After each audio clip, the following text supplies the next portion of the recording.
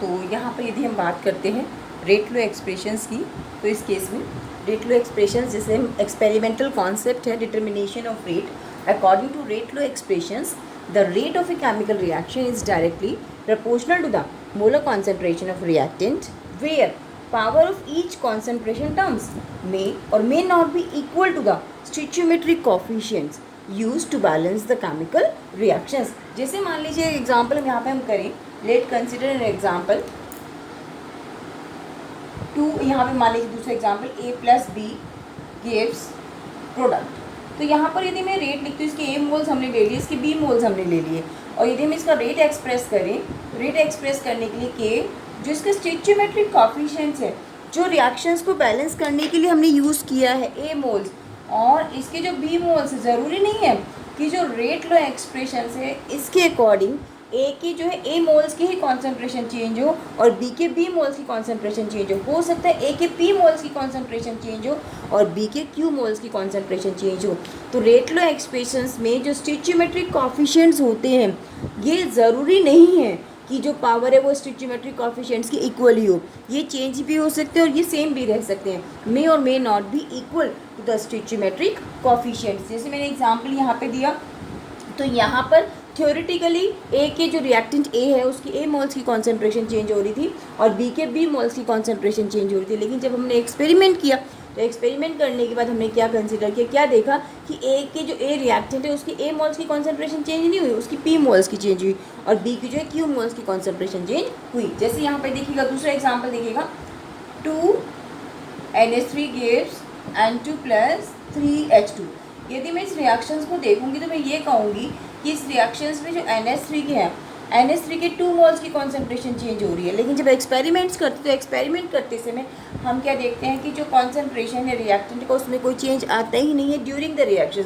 जब रिएक्शन हो रही है तो उस केस में जो NH3 का अमाउंट है वो कांस्टेंट रहता है, उसमें कोई चेंज आता ही नहीं। तो इसका मतलब यहाँ पर तो रेट कांस्टेंट हो गई, रेट कांस्टेंट के इक्वल हो गया, रेट में कोई फ़र्क आ ही नहीं रहा। तो इसका मतलब ज़रूरी नहीं है कि जो लिखा है थ्योरेटिकली वो उसी के इक्वल आए, ये ज़रूरी। अब जैसे दूसरे नेक्स्ट कंसिडर हम करें, H2 + I2 gives 2HI।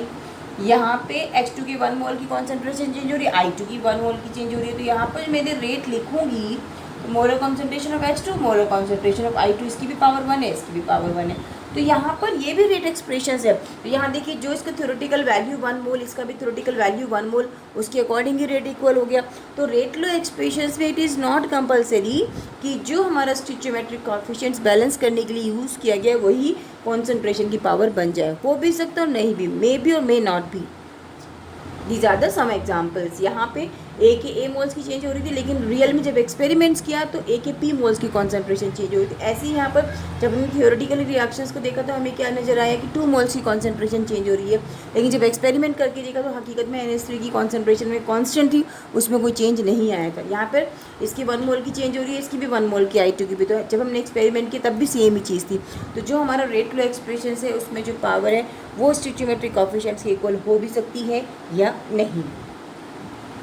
And other examples, इसी के बेस पे हम क्या करते हैं, हम order of rate law expressions के बेस पे ही हम ऑर्डर ऑफ रिएक्शंस कैलकुलेट करते हैं। Then what is order of reactions? Let consider an example.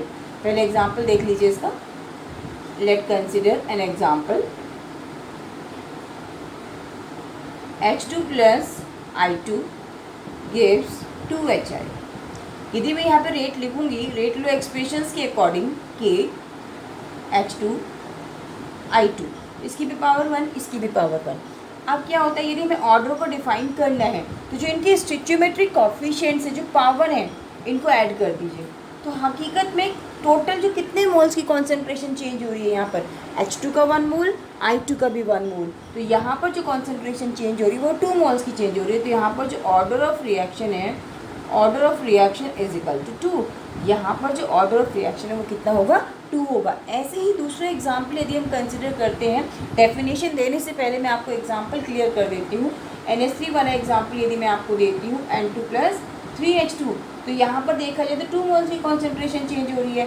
लेकिन जब मुझे रेट लो एक्सप्रेशंस दिया गया तो रेट लो एक्सप्रेशंस में मुझे NH3 की पावर 0 दी गई। तो इसके अकॉर्डिंग इस रिएक्शंस का जो ऑर्डर है, इस रिएक्शंस में जो कॉन्सेंट्रेशन चेंज हो रही है वो 0 मोल्स की चेंज हो रही है, यानी कि मतलब रिएक्टेंट की जो अमाउंट है वो कांस्टेंट है, उसमें कोई चेंज नहीं आ रहा। तो इसका मतलब यहाँ पर जो हमारा ऑर्डर होगा रिएक्शंस का, that is 0 order reactions. Because 0 order क्यों है? क्योंकि यहाँ पर कोई भी रिएक्टेंट का जो अमाउंट है ड्यूरिंग द रिएक्शंस वो चेंज नहीं हो रहा है, वो कांस्टेंट है। ऐसी एक एग्जांपल और देखिएगा, CH3CH2 gives CH4 plus CO।